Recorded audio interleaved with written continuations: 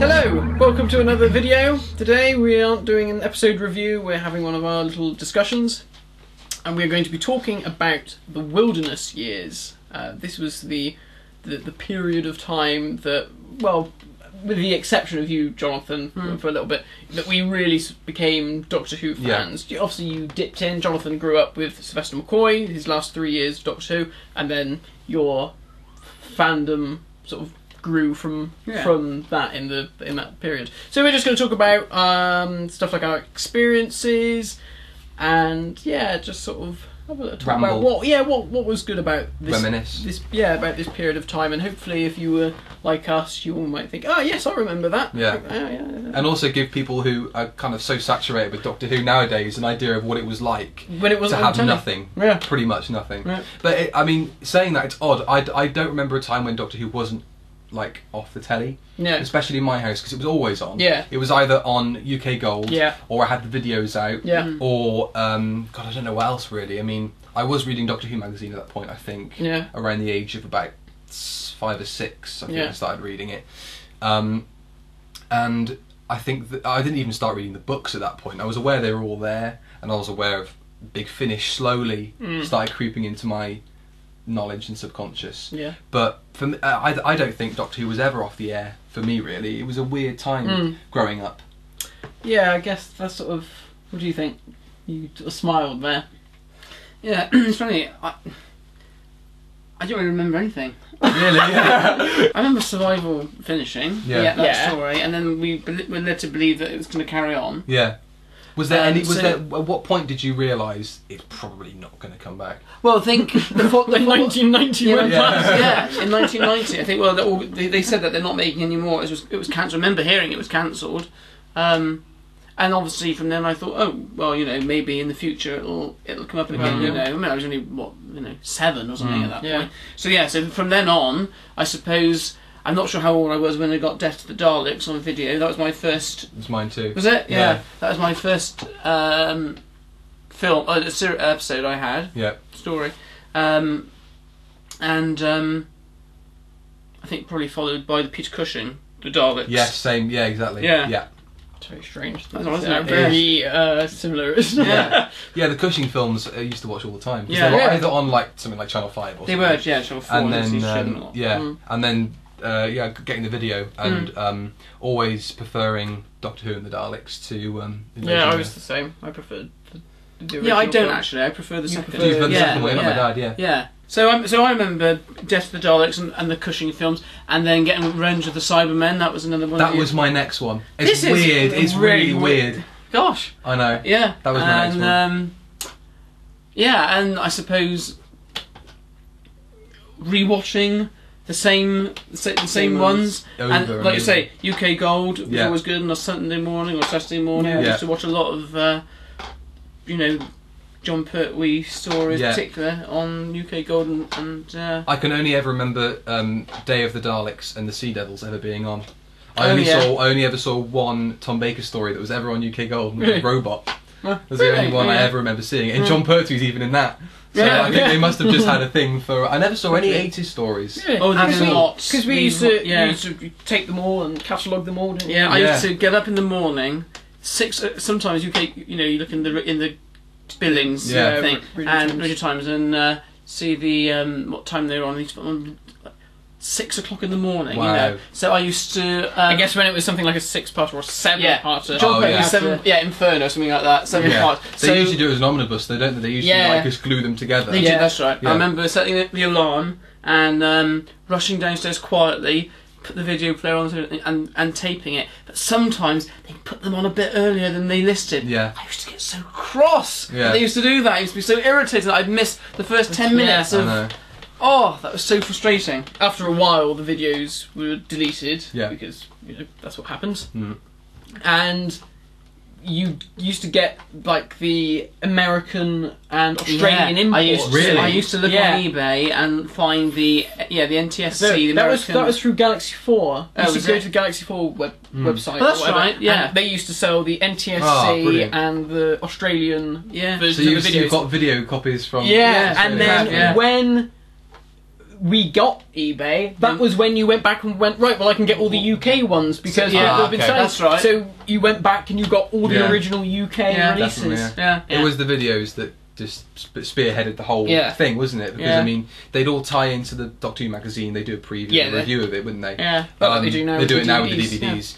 And I don't want to sound like an old fart when I say you kids have it good nowadays, but you do. Like you have Doctor Who on. Yeah. You know, pretty much just go throughout on the internet year. And it's amazing, isn't it? Actually, that website I mentioned in the first couple of videos. It's gone, is it? Oh, well, there we are. It was good you blocked it out. I blocked it out. Yeah, but it was really strange. I mean, I used to get the videos I used to get from the library were Paradise Towers and Dragonfire. There were only 2 stories they ever had at my local library. Alright. So I used to take them out and used to watch those religiously. And then you had More Than 30 Years in the TARDIS. Yeah. Watched religiously. Doctor Who Night. Watched religiously. Over and over and over again. Yeah, I mean, obviously I didn't mention UK God. Actually, probably before that, what I remember is BBC Two repeats. BBC Two repeats. Yeah. And I can remember that they used to I remember staying at my nan's on the Friday evening, and they used to show Doctor Who on BBC Two on a Friday evening, and they started with they did one story I think from each Doctor. And they started with Genesis. They did the one I remember always being on was Genesis. Genesis was on, they did Planet of the Daleks. Planet of the Daleks, John Pertwee one. The Pat Trenton one was they did Mind Robber. And they did An Unearthly Child. Was the one they put on BBC Two, I think. Because I think we start with the very. No, it wasn't. It was they might have shown that one, but on this run I watched, it was the one that I love, The Watcher. Time Meddler. Time Meddler. Okay. One. Yeah. So I remember every Friday coming home from school, staying at Nan's and waiting to watch that at tea time. Brilliant. 6:30, 7 o'clock. Excellent. That's proper. Yeah. No. And then, of course, we were watching a video of you guys at Longleat back in '93, so 30th anniversary. Yeah. So I was 1, you were... When was it? 93. 10. Oh, you would have been 10, yeah. So there we are. Yeah. Longleat and Llangollen. Yeah, you went there, Llangollen was the best. I'm sorry, you missed out not going to Llangollen. So what was there? It was the Dapple factory. Yeah. That's a factory, okay. Yeah. So Dapple, Dapple. Dapple, yeah. I said Dapple. It was the Dapple factory. And that was great. That you go in and then it's like a TARDIS door. You go in, basically like Longleat. Yeah. You go in and then the first thing you see is a setup of a living room from 1963. Oh wow! With mannequins hid behind the sofa, poking over and watching An Unearthly Child. Like an atomic testing site. Yeah, exactly. Exactly like that. And then you walk through the next bit, and it's this wall. It's this hall of mirrors with a Dalek in the middle. Oh wow! Which is quite cool. And then 5 Doctors sort of thing. Exactly. Yeah. I think it was fairly close to that model actually. And then you go into the next bit, and it was a TARDIS console room. You walk through, and you can walk around it wasn't even like tethered. You could touch the controls and stuff. Wow. Missed out there. And I think that was the first place where they had the Dalek they cut in half. And I know, and you could get inside it and you could wiggle it about, their arms and stuff. But that, for a portion of that was terrifying. I remember specifically being terrified by the husks, walking past the puppets, the husks, and I've never been able to find the episode again. It's this weird. She looks like an old witch head on a tiny little body. She's got all this hair coming out. What, Doctor Who? Classic. Doctor Who, classic story. It's not like Colony in Space, is it? Not the little. No, it's not the little. It's not a little withered thing. It's like a. It looks like an old woman's, like a witch's face. Or am I mixing it up? No, I'm not. It would definitely existed in Doctor Who at some point. I wouldn't. Oh my god! Yeah. I don't know what this was. Witch's face with hair. It had like hair. It was like a squat body, with like a big face on it. It's the Malice from The Awakening. Yeah, it was. Oh yeah. Because that's the little one. Yeah, it was the little Malice. Yeah, that was horrible. I haven't. That story? No. I remember. This is quite funny. When this was after the one that I just showed you. Yeah. So I was older than that. So I must have been about 2 or 3. And then we went with our grandparents. Yeah. To Longleat, and we went back to go through it. And where it was so dark, I was terrified, and my grandparents said, "Oh, he's too scared to go in because of the dark." Yeah. And they switched like the house lights on, so I could walk through. Brilliant. So I don't remember that. I can remember that. That's hilarious. Yeah, can you not remember? No. They put the lights on, yeah. And then it was around that time that the conventions started taking off, really, wasn't it? Yeah. It started, people... Yeah, I think once into the 80s, when it started getting, not big, but within the fandom, it was getting big, so conventions were kicking off. And I think, it was really conventions that helped keep it alive within the fandom, you know. Yeah, I mean, I didn't really go to many conventions. No. I think I went to, like, a handful.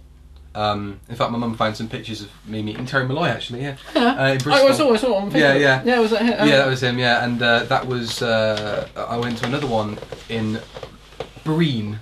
Okay. Breen Leisure Park. It was the most hilarious convention I've ever been to. It was the worst thing ever. Really terrible. Like, you know those kind of like... They look like old army barracks. Yeah. Those kind of prefab buildings. Yeah, and then, you know, they have like functions and stuff in there. Yeah. This was like one of those, and they had a big sign outside the front with the Diamond logo. So Doctor Who convention this way. Oh wow, we didn't even know this was on. So we turned in. Oh yeah. And there's a funny story about Longleat. I'll tell in a minute actually. Oh no, Llangollen. And we turned in and we went in, and Louise Jameson was there, Fraser Hines, and a couple of other big like names, and they were literally just stood around, like nowhere to sit. Nowhere to sit and go up and ask for an autograph. Literally just like stood around leaning against stuff. And the only person who had anywhere to sit down was Terry Malloy. And he was sat outside. He was sat in his own devil's chariot, yeah. And I just kind of went up to them and spoke to them, and they were really nice and lovely. But I think we just sat down and had a bacon sandwich or something, and then I turned and they were gone. And I ran outside, and as a group of them, they'd all gone, we're leaving, and they all left as a group. Wow. And I ran up to Terry and said, "Can I have an autograph really quickly?" He said, "Yeah, sure." And he signed it, and they all buggered off. Oh, not awful. No props there. They had a guy dressed as Anthony Ainley, just walking around. All right, how you doing, mate? Yeah. And then a Cyberman walking around, right, okay. and a Dalek trundling about, and a TARDIS outside. Oh, so they had some stuff, but they had some stuff, but man, it was one tiny room. Yeah. And videos and DVDs and stuff around the outside. Yeah. All right. But it was hilarious. Okay. There was no like logic to it. No. Like, you know, when was this? This was like 2000 and. I'm surprised it was as bad as that. 5. You know. When it came back. Yeah. 2005, 2006. Because I haven't told you, have I? Do you remember Totally Doctor Who? You were on Totally Doctor Who. I knew that. So did you? I knew. I've been waiting to say to you about Totally Doctor Who, and I thought I don't want to ask you about Totally Doctor Who. How did you know? Because of Raf Dunn and Did he Tom tell Dunn. you? Yeah. Oh, And right. I remember I used to tune in and that's Raf's friend. One of my pupils was on Was that. the girl who won? The girl who won. Louise. Yeah. Really? I taught her. Bristolian as well, isn't she? Yeah, I taught her. Yeah. That's so weird. That is really. So were you mental. on the competition with her? Yeah. He was on Totally Doctor Who. I remember you being on there. Gosh. So you just applied, did you? Yeah. They said you need to send a video of like you talking to the camera about why you should be the Doctor's companion. How many then? You must have been 10. 9, 10. And how far did you get? Round 4. That's how many? It was quite close, wasn't 13? Round 4 of 13, I think. Was it? I thought it was less than that. Oh, I think you've got quite. No, because it coincided with Series 2. Yeah. But by the time they were filming it, Series 2 hadn't been transmitted. Right. So they filmed all of our stuff first. Right. And then they had another studio, a bigger studio somewhere else in London. I think it was because I went to Shepperton. But it wasn't actually Shepperton Studios. Oh. It was like some tiny studio in Shepperton. Oh, right. Actual Shepperton was round the corner. And we were there for, it was one day. And in one day they filmed 4 episodes. Wow. Oh, right. And then the next day they would have filmed another 4. Yeah, I see. 4. And they worked it out so that because of the number of competitors there were, it was like 1 week you don't get voted off, second week you do. Okay. But we didn't know that. It was only until after I watched it again I worked out how they did it. Right. And there were loads of stuff in there like the companions will never meet the judges. There's the first thing we did when we walked in. Oh really? I met Clayton Hickman. Oh yeah. Who signed a copy of Doctor Who magazine, I think. And some guy who was on Fame Academy. Oh right. And Biddy Pumper.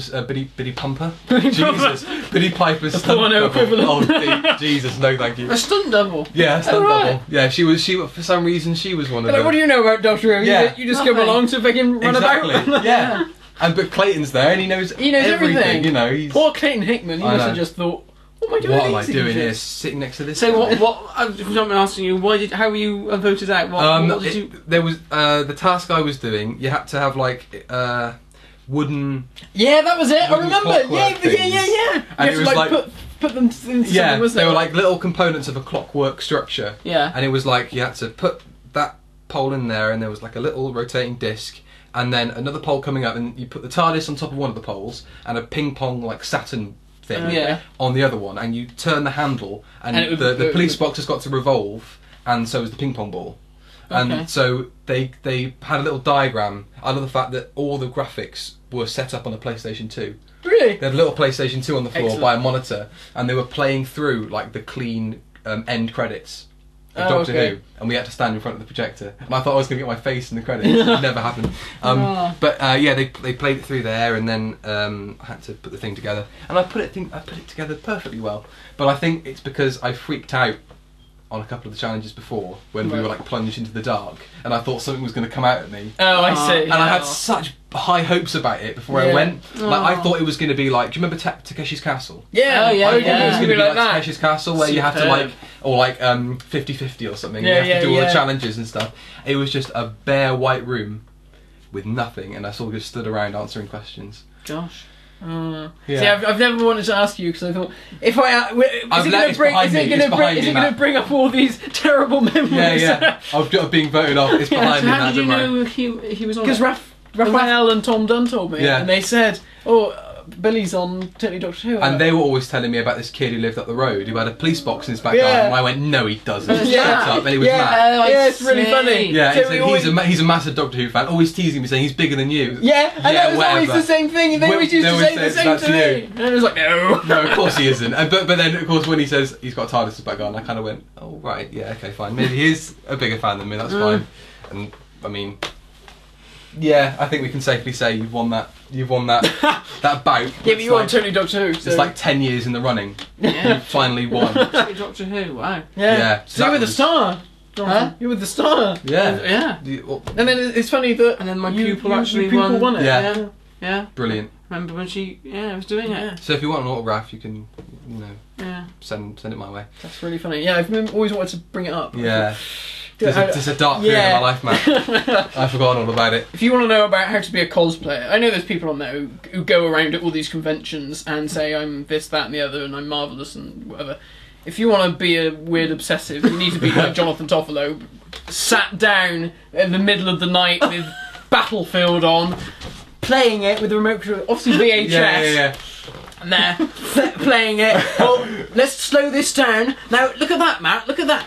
He takes this out of his pocket. So remember, that goes in this pocket. I'll write it down. So we need to find. So everything was in the right pocket as well. Yeah, he had a little piece of paper and he would write it down. Oh man, that's great. How's that for? Sad? That's not sad. That's cool. And it was like, I can't put that in my pocket because he only picked this thing up in this episode. Yeah, right. I think and put it in there. Yeah. So he didn't actually originally have it in his pocket. What little props did you have that you had in your pocket? Did you have a... Well, you wouldn't have had you might have do you reckon you'll have some in your pockets now?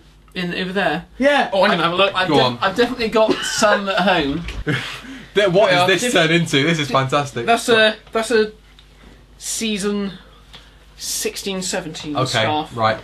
Look, this has even got grass on it from filming Plastic Treachery. My God, it still exists. Wow. I've got some of the things in here. Have you? Oh, yeah. It's be exciting. Brilliant. This is the best video I've ever done in my life. Look at this. That's fantastic. I better put my jacket on then if you're all putting all your... TARDIS key here. Have I got any other bits of my costume? Yeah, Matt. No. Have you got any hats here? Oh, hat would set that off really nicely. Yes, the brown hat is here somewhere. Oh dear, well, come on, let's do this now. Let's go and find it. And these are homemade, by the way. These aren't the ones you buy in the shop. These have been sourced to be the proper colours. So. Yeah, my grandma made me like 3. Were they always different colours? Pretty much, yeah. I mean, we've got some that my nan made for me. They were way too. The first one she made me was like way too cartoony, the colour. Really? And then she made me one that was slightly better, but of course because I kept asking for them like further down the line, they got progressively longer. Oh, I see. So you can see me growing up from like asking one when I was like 4 years old, being like that long, to one like 6, which is like that long, and then one that's like 11, which is really, really long. Oh man, it's got the damn duffel coat. That's hilarious. The funny thing is, if you happen to be at St Bede's Catholic College in Lawrence Weston, you will recognise this imbecile, and you can screen cap this, and you'll never be able to work there again. Yeah, right. Come on, let's have a look at some of these. So what have we got? So there's cricket ball. Brilliant. Yeah. Yeah. So I've got that's a tie. Yeah. If I had the shirt. So what you want to see? Everything. Have you not got much of you? Here we go. That's the little thing in Battlefield. Yeah. That's actually from a Batman toy. Is it? That's just just a happy accident. That's serendipity. That really. Week. Yeah. That's a Batman thing. Yeah. That's really cool. Wow. Look at that. It's pretty damn close. I mean, well, not really, but I mean, you know, it looks like what I can remember. It's around that size. Yeah. It's the right aerial, pretty much, isn't it? Yeah. This is what he used to do before he was married and had children. How he got married and had a child is. Oh, is that it? Yeah, even though he's cream rather than black. Is that not sure whether it's black. Is it black in It's Ghostlight? black in Ghostlight. Was it in? Is your life meaningless now? No, because I've got a funny feeling there must have been a reason why I painted it that colour, because there must have been another story. There might be another story where it's reused or something. Yeah, there's one where it's grey in, not sure what other story uses it. And in Ghostlight it is black, you're quite right. And it's got the green little flashy lights there, isn't it? Yeah, that's like it. So was this basically just a thing where it was like, that's pretty close, let's use that? And how much did you actually change that to make it? Well, this thing was... You put a propeller thing on, and the drawstring. I can see the drawstring. Oh yeah, and cool. It would fly off into the air. Brilliant. That is. I remember being out in the garden and you were there. Great. Pretending it was there. That's a pretty accurate sound effect. I got to say. Record that and stick a sound chip in it. And so the hat. It's spookily screen accurate. I got to say, because that's the thing I always remember about his hat. Yeah. Is that little.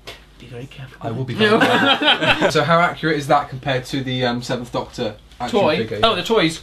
Not accurate. Is it not? Very accurate. No. In fact, the brown one uses the red band. Does it? Yeah. Not the brown one. For some strange reason. I bought a number of different Special McCoy umbrellas that you could get. Some from the Who shop and with a wooden handle. It wasn't quite right. And eventually, I found a very good one, or some Matt did on eBay or something that someone was selling. So I thought, well, this is pretty good. It's probably about 80 quid or something like that. So I bought it.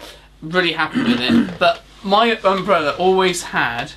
They all have just a Velcro strip. God, here we go. Now, Special McCoy's umbrella doesn't have a Velcro strip. Yeah. As probably you might know. It's one of the you've got the strip, and then you've got like a buckle type thing. So it's circular. Right. And it goes into like a pin. Right. Okay. You get them on some really old-fashioned sort of brawlers. You don't tend to get them these days because I suppose Velcro is cheaper than Yeah. And I thought, didn't have that. So then I tried to get everything quite right. Emulate it. Anyway, one day at school. Yeah.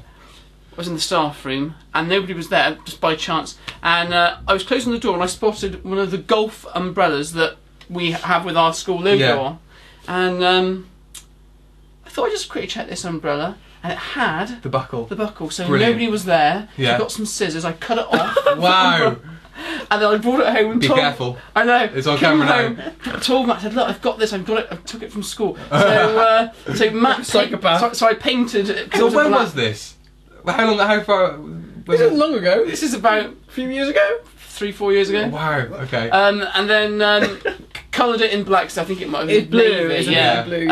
And then sewed on, attached it. So now it is as authentic as you're going to get it. I've never seen anybody go to those lengths. Some people on who have made them have actually tried to source them and do it. But not by hook or by crook. Not literally, yeah. That's amazing. Now it's possible that some students might see this video. Now you probably ought to delete the bit that I nicked. The thing, okay. just whoever's editing it, just in case. Don't say no. Just in case. Well, wait, should I? Just in case, because if someone did and went to school and said, "Mr. Toffolo nicked," you didn't nick an umbrella. You just cut the thing off of it. You butchered someone's umbrella. Yeah, I always said, I want to see the preceding scene where someone goes to get the umbrella and goes.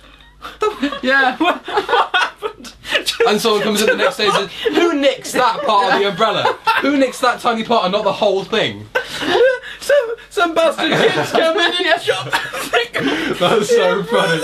There's Jonathan in the background. With his nice new umbrella. Yeah. Like, I've got. What kind of strap is that? It's Velcro. It's not screwed up to it, but it's Velcro. Yeah. Shh, be quiet.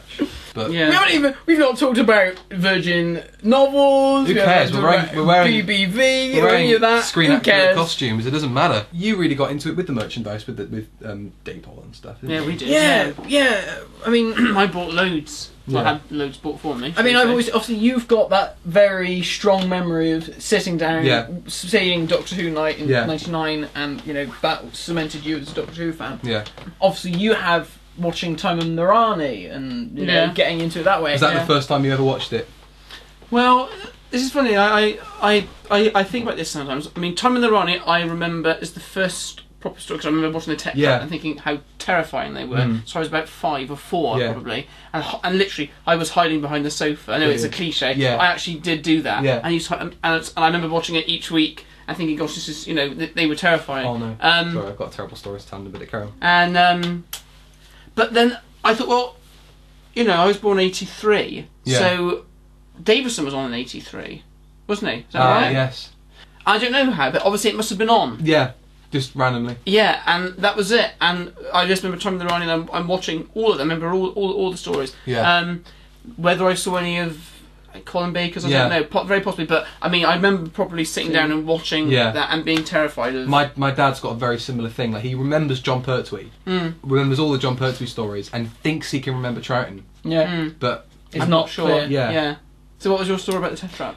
Well, no, it's not the Tech Traps. It's hiding behind the sofa. Oh, go on. Do you remember there was an advert? The advert for Doctor Who Night. Yeah. Was behind the sofa, nobody can hear you scream, and I thought I can challenge that. Whatever, and I moved the sofa because the sofa was pressed right up against the radiator in the wall, and I moved the sofa forward away from the radiator, and so I hid behind the radiator, and I was doing the pose that the old man, the guy who was peeking over the sofa, and was leaning against the radiator for slightly too long, and burnt my arse on it because I was wearing a nappy at the time, and I burnt my arse on the radiator. Oh dear. So it scorched me. From that moment on, that was it. That was the catalyst. It's like Doctor Who has harmed me in some way, so I need to carry on watching it. Burnt your arse? You burnt my arse. You both have defining memories of, that's when I first watched it. I haven't got a defining memory. I just, I'm sorry, Matt, but that's just the way it goes. I just...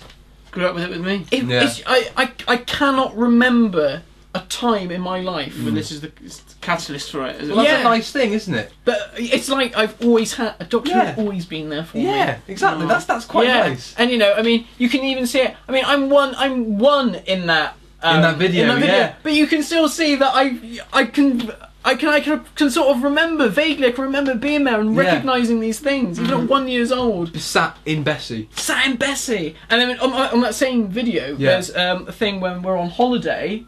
Probably the same year. Yeah. And I've got like a little toy mobile phone, and Jonathan's saying to me stuff like, "Oh, is that the Brigadier on the phone? Oh, the Brigadier's ringing you up," and all this sort of thing. Or the Sea Devils or the Ice Warriors are coming. And it's sort of like, "Oh, well, it's been. I guess it's nice. That's a nice thing, though. That's really cool." I mean, I can remember clearly when the repeats that you said about for the 30th anniversary were on television. Yeah. I can remember.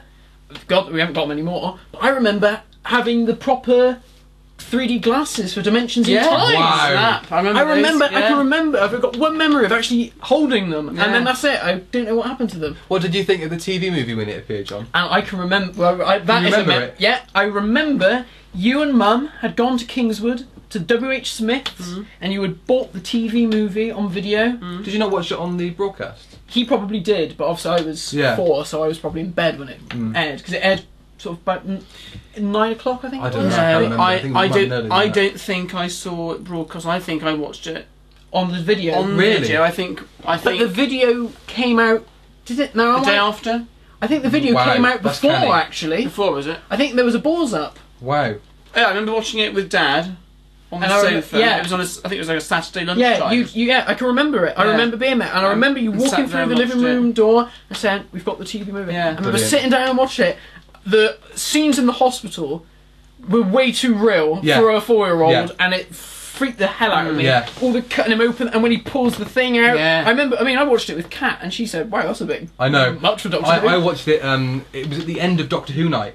Yeah, they showed it then. Yeah. And I remember getting towards the end of the tape. You could kind of tell. I could tell myself, like, okay, I'm kind of bored of this now, because they showed the last part of the Daleks. Of the Daleks, yeah. And I think at that point, my brain was so young, I couldn't take it. I was just like, I'm falling asleep now. And then after that, if I, survived through it, they had the TV movie afterwards. Yeah. And I didn't think it was Doctor Who. No, I didn't. I can't remember connecting the dots up and thinking, but it's the theme music and it's the logo, and there's a TARDIS, and they're mentioning the TARDIS, and there's the Master, but it's not. I didn't recognise it as being Doctor Who. It's funny, and I remember not liking it, and I remember this is going to shock you, because everyone thinks that I love Paul McGann's Doctor, and I do love Paul McGann's Doctor. He is one of my favourite Doctors. For many years, you didn't like him. Yeah, you're going to wait for it. But for many years, before the show came back in 2005, in this house, it was widely accepted that the TV movie didn't happen, and it wasn't canon, and it was just some shit the Americans made. And I remember best not forget. Then when Eccleston came along, and it was now he is the 9th Doctor, I thought, well, he must be Doctor Who then. And we never really watched it. We had it on video, but we never really watched it. And I can remember, and it might have been as they announced Doctor Who was coming back, and I thought, I'm going to go back and watch some Doctor Who. Because I remember, and this is going to shock people, as the years went on, as it was coming up to the 40th anniversary, my interest in Doctor Who began to waver a lot. Yeah, it did. I remember that. Yeah. You were much more into Star Wars than I was much more into Star Wars. Yeah. Now I barely even think about anything to do with Star Wars. All the secrets coming out now. Yeah. And when it was announced that it was coming, and I think I remember saying to you, like, Doctor Who's never coming back. This is all it is. Yeah. And when it was announced it was coming back, I thought, oh, this is really exciting. I'm finally going to have my own Doctor. Even though I had my own Doctor, it was Paul McGann. And I guess we were... I think we were doing this because it was coming back. We were going back and watching old episodes off the videos, and because it was revealed that Eccleston would be the 9th Doctor, I thought, oh, we need to give the film a go. And I remember saying to you, we were just trying to decide what story we'd watch next. I think we were just taking it in turns to just pick out an episode, and we were just sitting down and watching it. So I was going to be, how old would I have been? About 11, something like that, maybe 10. And I remember we were coming home from church, and I said, I know what episode I want to watch, and have a guess. And he said, well, I don't know. And he listened to all these episodes, so I'll give you a clue. He said, it's just called Doctor Who. And you said, what? And he went, not that awful American film. And I said, yeah, let's give it a go. He's like, oh, God. Actually, I remember we sat down and watched it, and you said, well, it's bad, but it wasn't as bad as you remembered it being. I remember when I first watched it. So when did it come out? 96? Yeah. How old was I? Yeah, I was born. Wow. Yeah. Mad. Yeah, John Pertwee died. And I remember that. I remember you getting the phone call from my friend Thomas. Really? I was at my nan's, he gave me a ring and said, John, just to let you know, I just heard that John Pertwee's died, Yeah. And I remember really you turning around to me and saying, John Pertwee's died, and thinking, So I was 13 when that movie came out, and I just remember, and this is going to sound really sad, isn't it? But you know what my main big bugbear with that film is? Have a guess. What do you think my main bugbear is going to be with the TV movie? It's not. It's going to be something rather petty. Well, I don't think so, but okay. Well, petty by everybody else's standards. Yeah, go on. Okay. Is it something to do with the design of it in any way? You're on the right track. Okay. Is it something to do with the branding? No. I quite like the logo, and that's good. Yeah. Well, you like my socks, so. Yeah. You like my socks. Is it something to do with the TARDIS? Nope. Is it the Eye of Harmony or something like that? I had a bugbear with that because in my mind. It was in Gallifrey. From John Pertwee and Tom Baker. It was outside, in Gallifrey. yeah. It's nothing to do with it. So I said they ballsed it up. It's not in the TARDIS. They retconned that. Yeah, so they have now. works. But at the time we didn't know. So I used to say, this is nonsense, so ignore it. No, something else though. Okay. Early on in the story. Getting shot. More. Go on, you're on the right track now. Is it his costume? Correct. Sylvester McCoy's costume. See, for me, that costume is just like heresy. I like that costume. Oh no! It's nice. I like the way he moves from the question marks to that, because in between then, to me, you've then got the Virgin stuff where he's got the smiley face pin badge. Yeah, but to me, I never sort of all those novels and things, that was nonsense to me. Yeah. So to me, survival and then that movie. And where's Ace gone? So I never read those books, so I didn't know that she got killed and all this business. What do you think happened to Ace? Because there are lots of. She had enough of him pinning about with her. I'm not gonna say, but some of the people watching this are gonna remember that I had a few Sylvester McCoy's. I had a trilogy of McCoy stories that I was gonna make. One was Golgotha with Cybermen. Somebody was asking you about what happened with that. There was Kus the Fendar, which I told you about, and there was another one.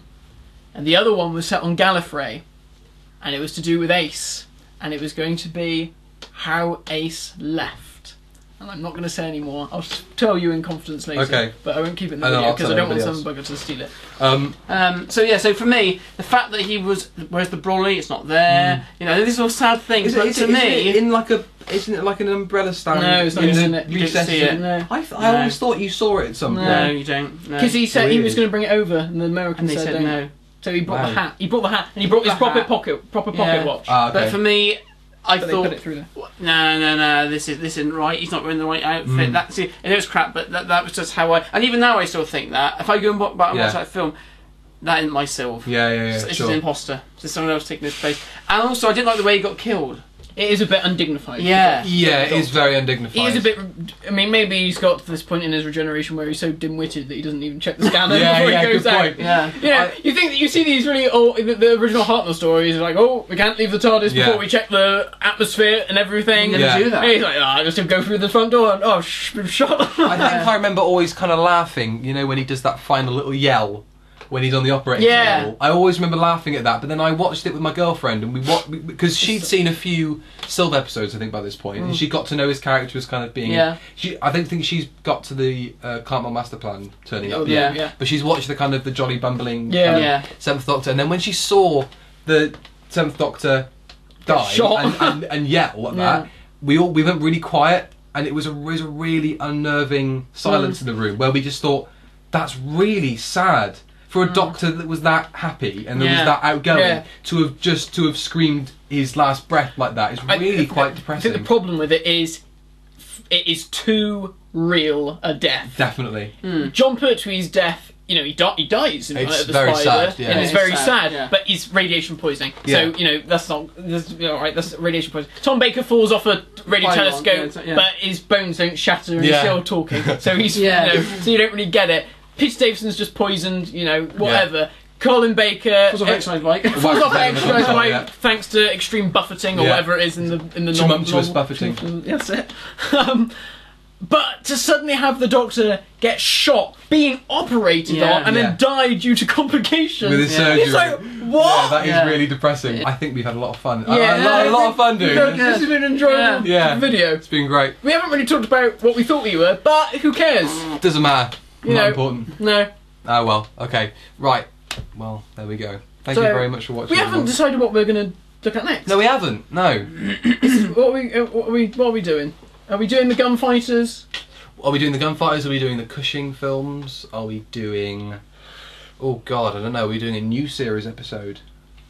Oh, I don't know. Are we going to revisit Silver Nemesis? No, I don't want to use that. We did that quite recently. Yeah. Are we going to do the horror of Fang Rock? Are we going to do...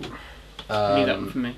I mean, I know I keep saying it, but I do have a real burning desire to review those Cushing films. Yeah. Or even if we just do one and then do like some episodes, and then we can come back and say, right, we'll do the sequel. Let's do Let's do Doctor Who and the Daleks. Have you got it on Blu-ray? No. I need to get it on Blu-ray actually. I'll tell you what, I'll do that in time for the next video we do. Sure. Yeah. Oh, right, okay. So yeah, the next review will be Doctor Who and the Daleks. Not the William Hartnell Daleks, Peter Cushing. Yeah. So for anyone out there who thinks Peter Cushing's not very good and is all rubbish, well, we're going to make you change your mind. Johnny's not going to be with us, but no, but I will be there in spirit. He'll be there in spirit, and he'll be there for the Horror Fang Rock review. Yeah, whenever we do that. Yeah, definitely do that. Because I know Jonathan's going to go, ooh, you bastard. Excellent. Okay, well, thank you very much, and we'll see you then. Cheers. Bye-bye.